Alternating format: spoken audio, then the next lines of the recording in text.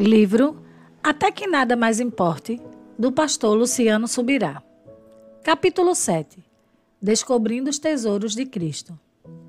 Um pouco de conhecimento de Deus vale muito mais do que uma grande quantidade de conhecimento sobre Ele. J.I. Packer. Você já participou de alguma caça ao tesouro? Acho engraçado ver as gincanas de jovens e adolescentes nos retiros das igrejas. A mobilização que fazem por um tesouro que não é bem um tesouro, mas há verdadeiros caçadores de tesouro. Se por um lado, pessoas que se empolgam com um prêmio que de tesouro só tem o nome, por outro, há aqueles que de fato buscam tesouros verdadeiros.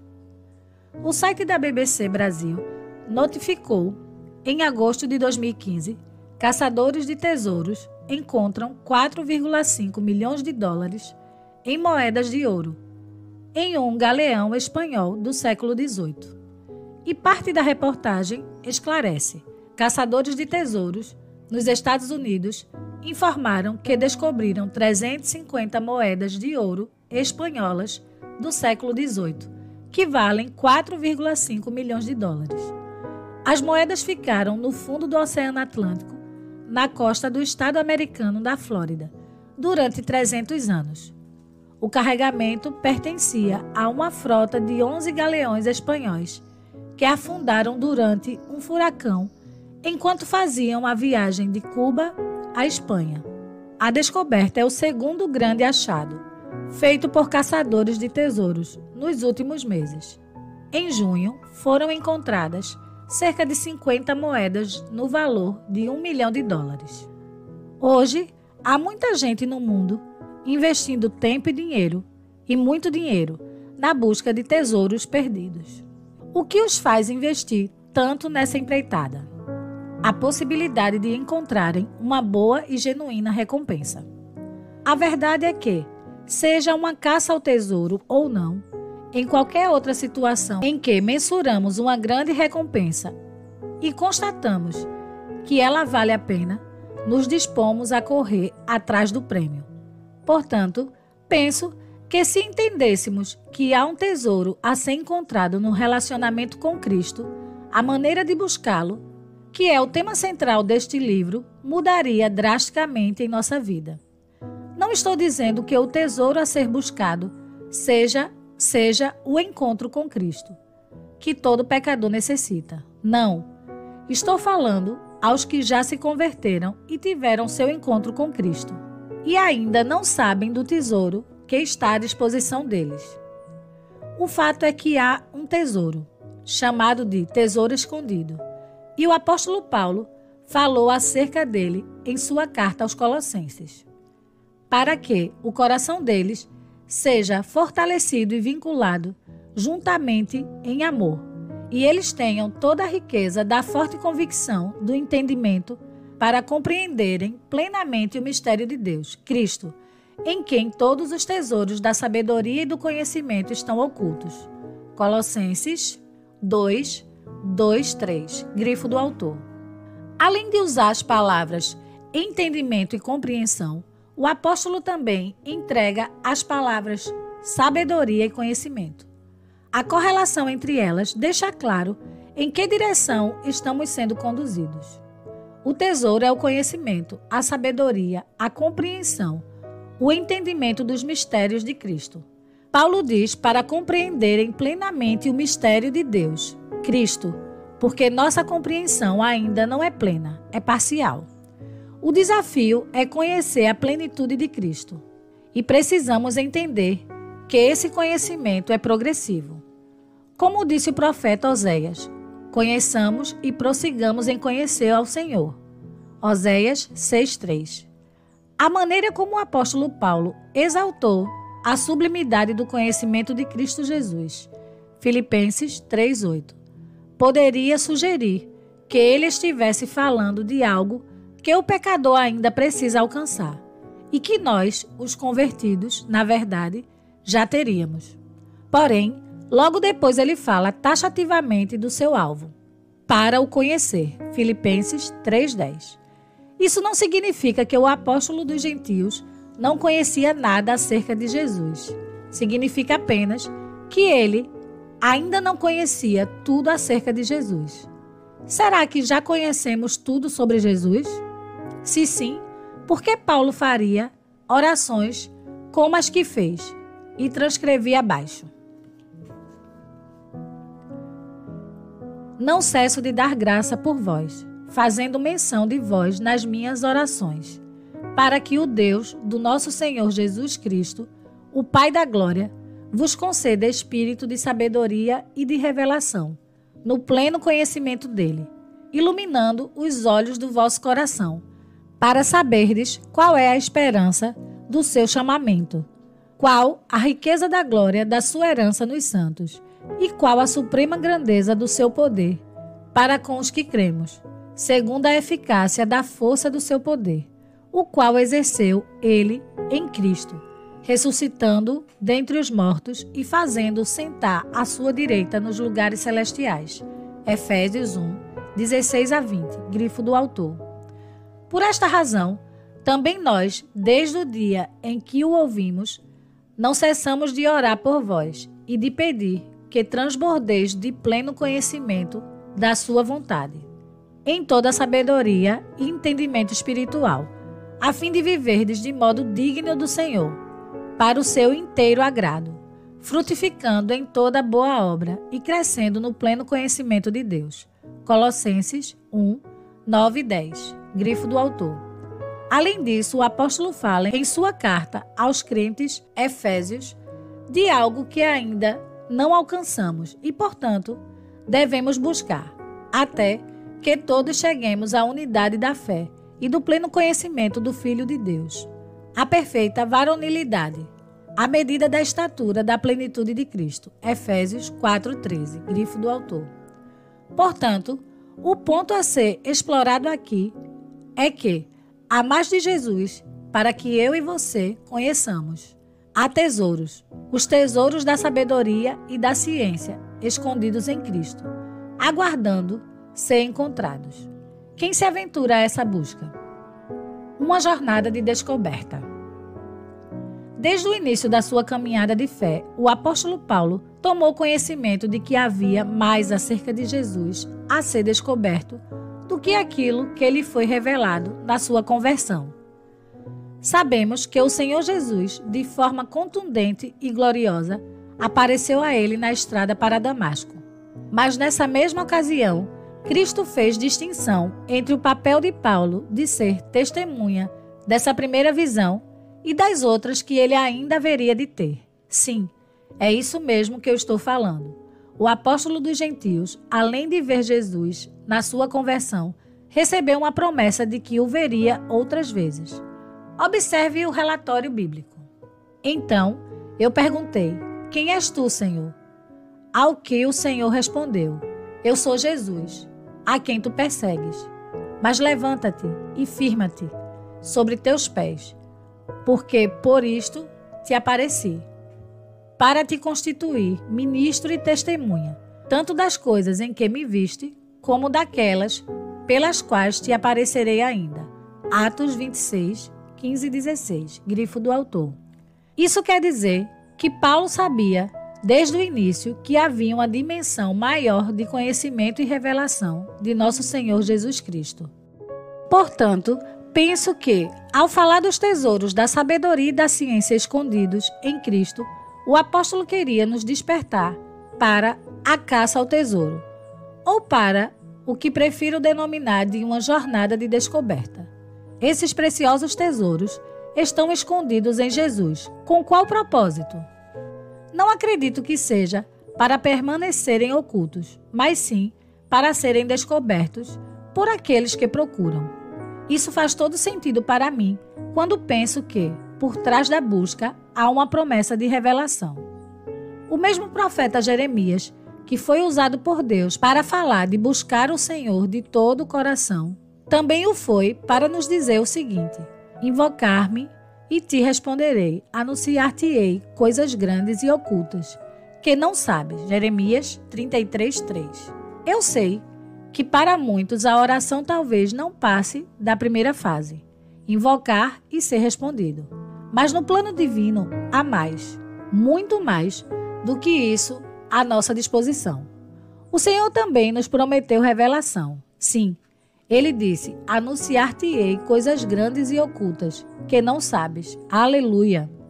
Podemos entrar numa dimensão maior de compreensão, não somente das verdades, como também da pessoa de Jesus Cristo. Já vimos no capítulo 1 que Deus se revela àqueles que o buscam e que não está longe, inacessível, inalcançável, de cada um de nós.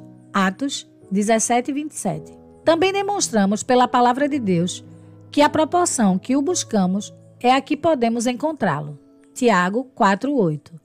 E que precisamos desenvolver uma fascinação por ele. Essa fascinação será o combustível dessa busca.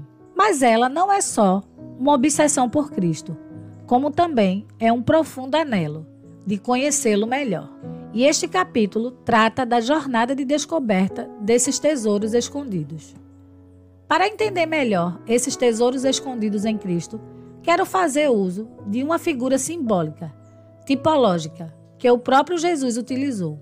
Trata-se de uma de suas promessas aos vencedores. Quem tem ouvidos, ouça o que o Espírito diz às igrejas. Ao vencedor, dar-lhe-ei do maná escondido. Apocalipse 2,17, grifo do autor. Por que Jesus mencionou o maná escondido? É óbvio que ele estava falando de algo espiritual. Portanto, como veremos a seguir, não se trata do maná literal. Também me parece igualmente óbvio que ele esteja falando de algo bom o suficiente para ser considerado uma recompensa estimuladora para vencer.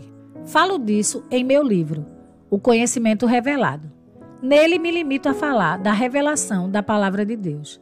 Aqui, quero abranger um pouco mais e falar do conhecimento da pessoa de Cristo, por meio da sua palavra. Vamos examinar, portanto, a tipologia bíblica em questão. A tipologia da arca e do maná. Gosto de dizer que o Antigo Testamento ilustra o Novo, enquanto o Novo Testamento, por sua vez, explica o Antigo.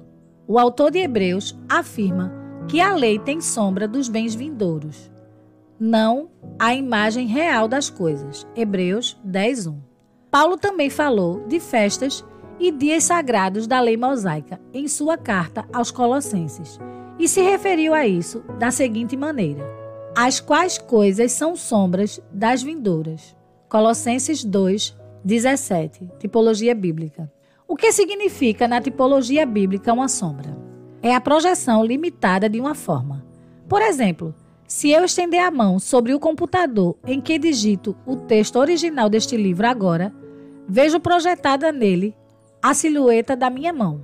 A sombra não tem cor, não revela a textura da minha pele, nem dá o efeito tridimensional que a própria mão tem.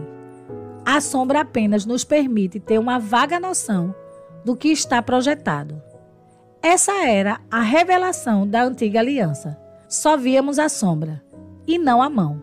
Mas a revelação da nova aliança nos permite não somente ver a sombra, como também a mão que a projeta. Por exemplo, aquela serpente de bronze levantada por Moisés no deserto. Números 21, 4-9. Era uma sombra, um tipo. Era uma figura profética que revelava o que ainda estava por vir. Naquele tempo, só se via a sombra, sem se entender o que a projetava. Até que veio o antitipo, o cumprimento do tipo, Jesus, que revelou que a serpente de metal era uma figura que se cumpriria nele. E do modo por que Moisés levantou a serpente no deserto, assim importa que o Filho do Homem seja levantado. João 3,14. Assim, como queremos entender o que Jesus falou sobre o maná escondido, focaremos a tipologia bíblica do maná. O que o maná figura? Lemos em Hebreus 9:4 acerca da Arca da Aliança, que ele tinha em seu interior um vaso de ouro com o maná, além das tábuas da lei e a vara de Arão que floresceu. Lembre-se de que, na arca e nos elementos em seu interior, não temos a imagem exata das coisas, e sim a sombra dos bens futuros. Ao analisar esses objetos segundo o ensino do Novo Testamento, precisamos ir além da imagem exata. o que vemos neles literalmente, e compreender a sombra, ou seja, o que eles tipificam, os bens futuros da nova aliança. Para entendermos isso claramente, compararemos 2 textos bíblicos do Antigo Testamento, apresentando a figura, e um do Novo Testamento, interpretando-a. Ele te humilhou e te deixou ter fome, e te sustentou com o maná que tu não conhecias, nem teus pais o conheciam, para te dar a entender que não só de pão viverá o homem, mas de tudo o que procede da boca do Senhor viverá o homem. Deuteronômio 8:3. Jesus, porém, respondeu: está escrito, não só de pão viverá o homem, mas de toda a palavra que procede da boca de Deus. Mateus 4:4. Observe que, em Deuteronômio, as Escrituras dizem que o homem não vive só de pão, mas de tudo que sai da boca do Senhor. E segundo esse texto, o que sai da boca do Senhor? O maná? Agora repare que Jesus usa essas mesmas palavras ao ser tentado no deserto pelo diabo, e as interpreta assim: nem só de pão viverá o homem, mas de toda a palavra que sai da boca de Deus. Ele substitui o termo maná por palavra de Deus, que era o significado dessa figura, a qual não tinha imagem exata, mas era uma sombra de um bem vindouro. O maná, portanto, é um tipo ou símbolo da palavra de Deus. É o alimento que vem do céu para o sustento do seu povo. E qual é a figura da Arca da Aliança? Ela representa a presença de Deus no meio dos homens. Veja a passagem bíblica que autentica essa afirmação. Partindo a arca, Moisés dizia: levanta-te, Senhor, e dissipados sejam os teus inimigos, e fujam diante de ti os que te odeiam. E quando pousava, dizia: volta ao Senhor, para os milhares de Israel. Números 10, 35, 36. Quando a arca partia, Moisés dizia: levanta-te, ó Deus. E quando ela pousava, ele dizia: volta ao Senhor, porque a arca representava a presença de Deus, que estava entre os querubins, como ele mesmo dissera a Moisés. Vemos também que em 1 Samuel 4, 21, 22, quando os filisteus tomaram a arca, dizia-se em Israel: Icabode, de Israel se foi a glória.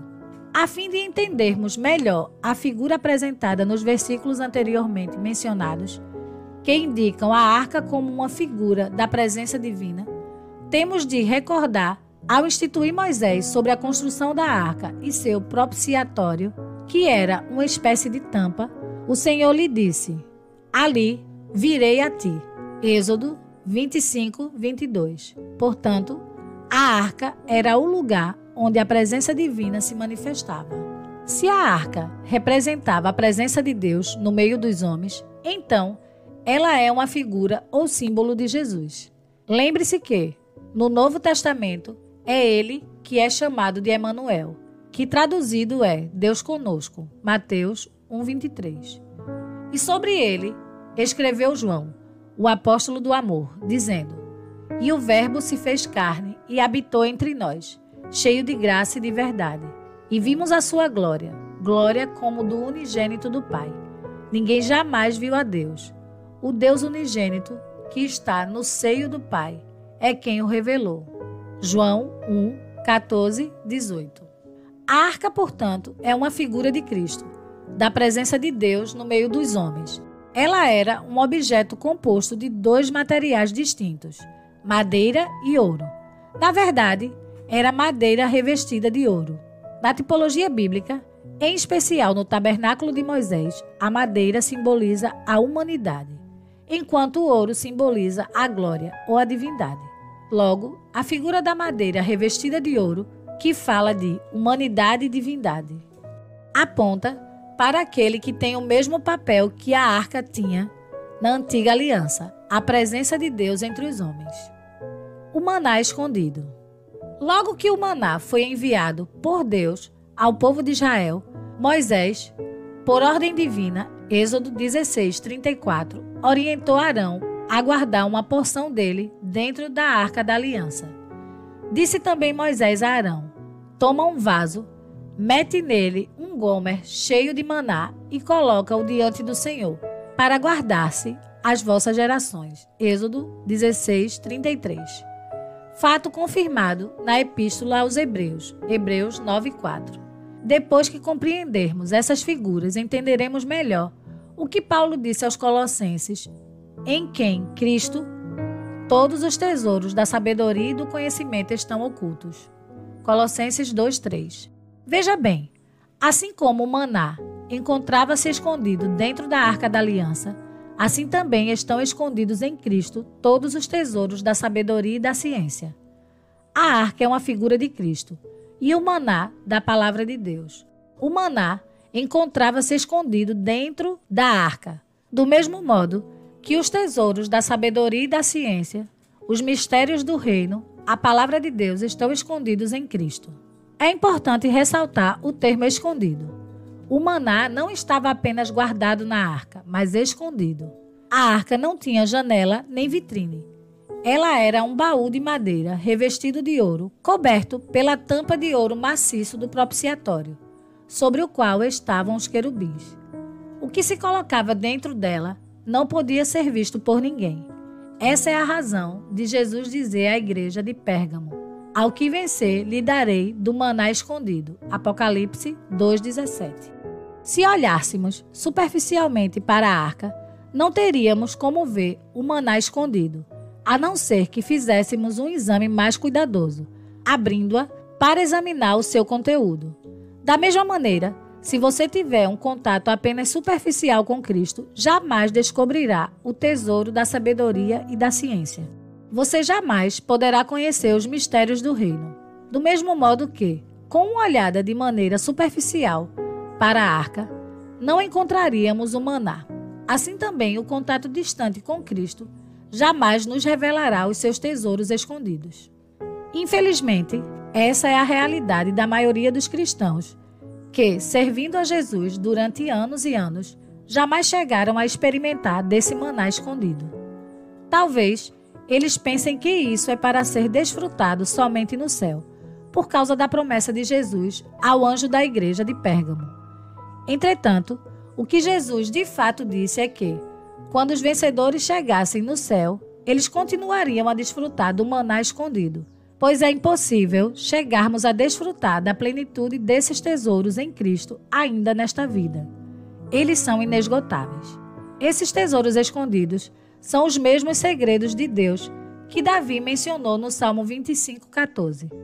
Todas as vezes em que você pegar a sua Bíblia para lê-la, estudá-la e meditar nela, lembre-se de que há tesouros escondidos, que jamais se tornarão conhecidos através de um mero exame superficial. Entenda, no entanto, que ao falar sobre buscarmos esses tesouros de uma maneira mais profunda, não estou me referindo meramente a um estudo ou pesquisa, embora devamos praticar isso com maior dedicação possível. Refiro-me a recebermos do céu, pelo Espírito Santo, as verdades de Deus, ou seja, a experimentarmos o conhecimento por revelação. O relacionamento com a palavra. O maná é uma figura da palavra, mas também do próprio Cristo, pois ele é chamado nas Escrituras Sagradas de o Verbo. O apóstolo João inicia seu evangelho identificando o Senhor Jesus dessa forma. No princípio era o Verbo, e o Verbo estava com Deus, e o Verbo era Deus. Ele estava no princípio com Deus. Todas as coisas foram feitas por intermédio dele, e sem ele, nada do que foi feito se fez. E o Verbo se fez carne e habitou entre nós, cheio de graça e de verdade. E vimos sua glória, glória como do unigênito do Pai. João 1:3 e 14. Grifo do autor. Observe que há uma relação apresentada na passagem anterior entre Jesus como o Verbo, a palavra e a criação. Todas as coisas foram feitas por intermédio dele, e sem ele nada do que foi feito se fez. Por que João fez essa relação? Na verdade, essa relação entre a palavra de Deus e a criação está em toda a Bíblia. Começa em Gênesis, quando as Escrituras enfatizam: disse Deus, haja luz, e houve luz. Gênesis 1:3. E depois se estende até o Novo Testamento, onde há muita ênfase sobre a relação entre a pessoa de Cristo e a palavra.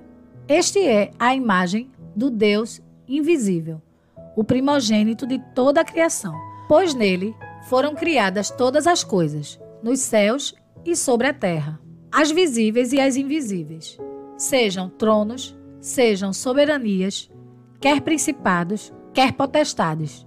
Tudo foi criado por meio dele e para ele. Ele é antes de todas as coisas. Nele, tudo subsiste. Colossenses 1, 15 a 17, grifo do autor.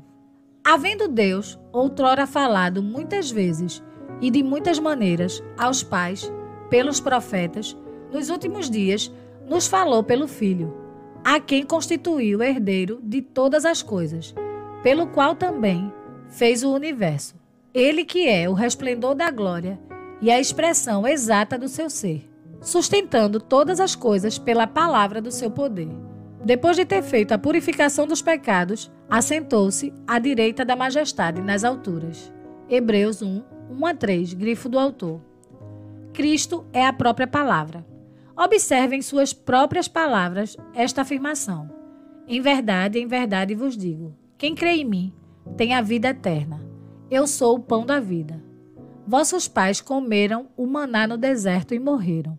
Este é o pão que desce do céu, para que todo o que dele comer não pereça. Eu sou o pão vivo que desceu do céu.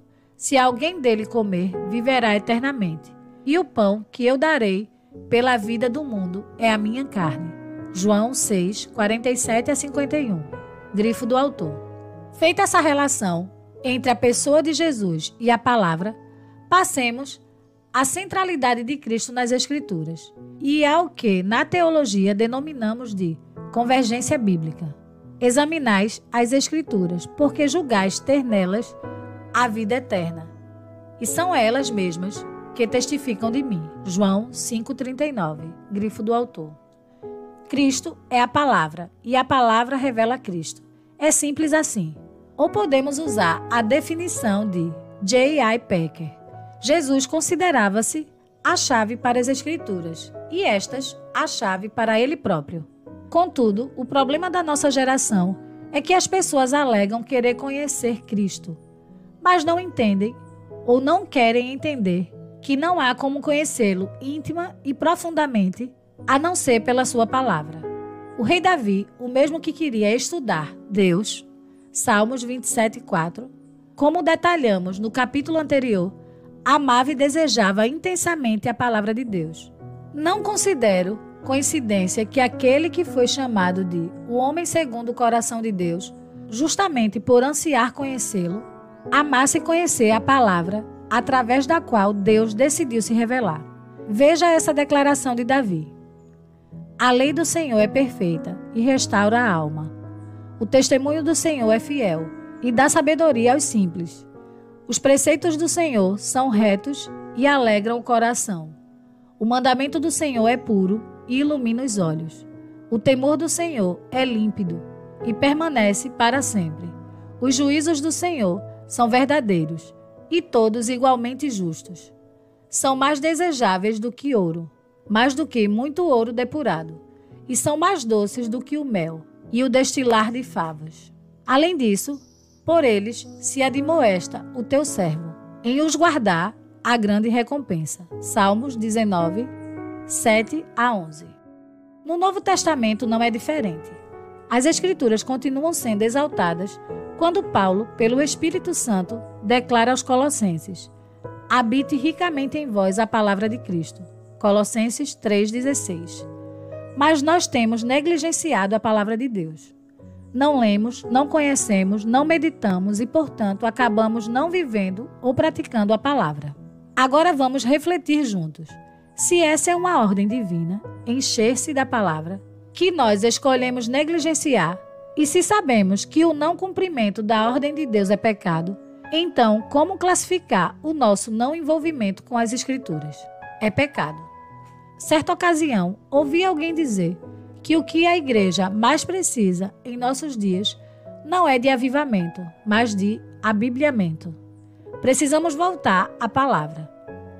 Celebramos em 2017 500 anos de reforma protestante e talvez nunca estivemos tão próximos de precisar voltar a dizer sola Escritura.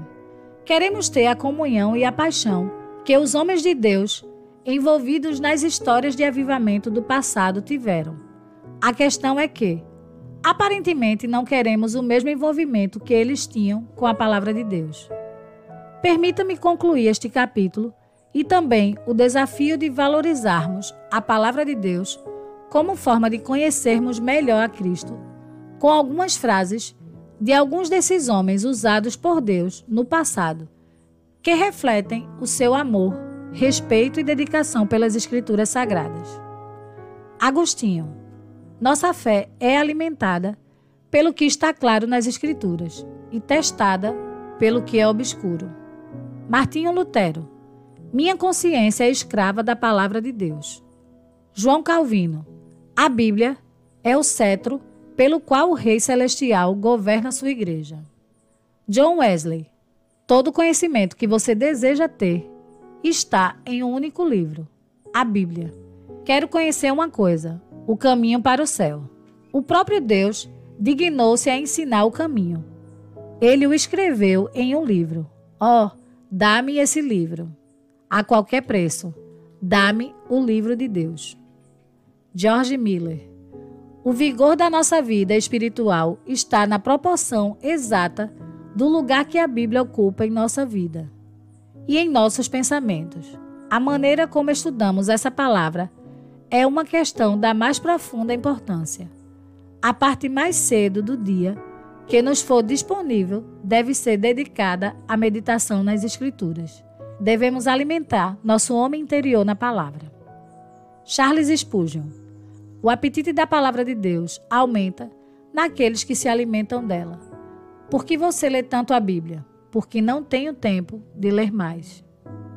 D.L. Moody: ou este livro me afasta do pecado, ou o pecado me afastará deste livro. Smith Wigglesworth: encha seu coração e sua mente com a palavra de Deus. Você precisa estar ensopado com a palavra de Deus, tão cheio dela que você mesmo seja uma carta viva, conhecida e lida por todos os homens. Os crentes são fortes apenas quando a palavra de Deus habita neles. A.W. Tozer: nunca vi um cristão útil que não fosse estudante da Bíblia.